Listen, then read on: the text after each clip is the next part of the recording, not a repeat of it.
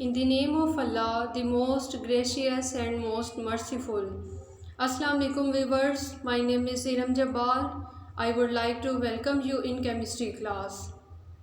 In our today's lecture, we will discuss about average atomic mass and analysis of compound.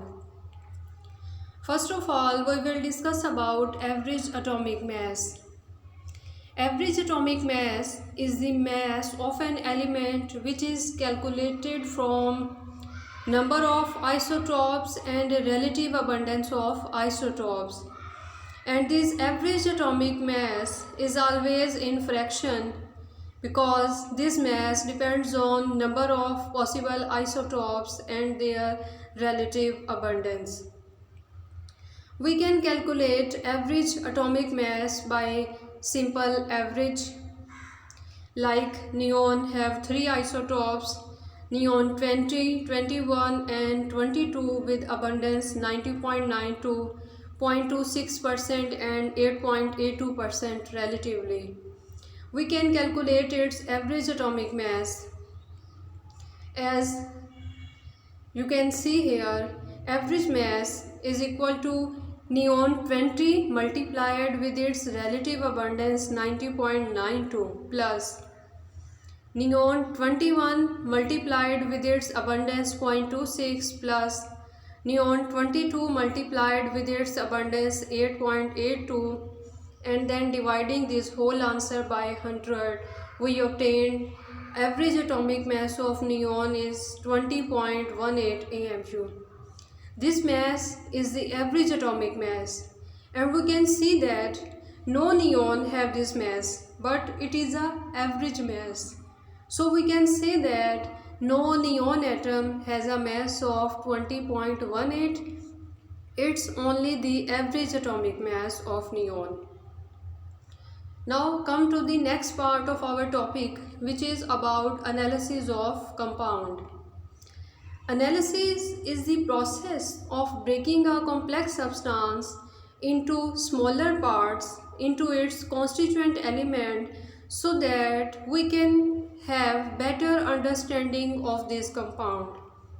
When we break a substance into smaller part, then we obtained its constituent element which are the part of compound. And when we analyze these elements or these constituents, then we come to know the properties of that compound. And we can done analysis on different aspects. On these aspects, we classify analysis into two types: qualitative analysis and quantitative analysis.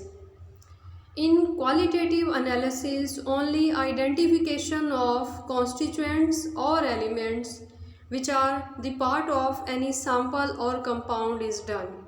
We can only check that which element or which constituents are present in a compound or in a sample.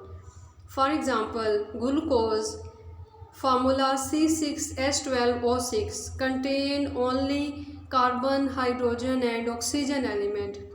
When we are only analyzing the glucose and seeing that which elements are the part of glucose, then we are done qualitative analysis. In the same way, when we are analyzing blood, if we are seeing that blood contain plasma, white blood cells and red blood cells, then it's about its qualitative analysis. In qualitative analysis, only constituents or elements are analyzed. While in quantitative analysis, not only the constituent but also include measurement of these constituent. We measure the amount of each component or element which are present in a sample or compound. For example, as we are already discussing about glucose, if we are determining about percentage of elements which are the part of glucose, then it's about its quantitative analysis.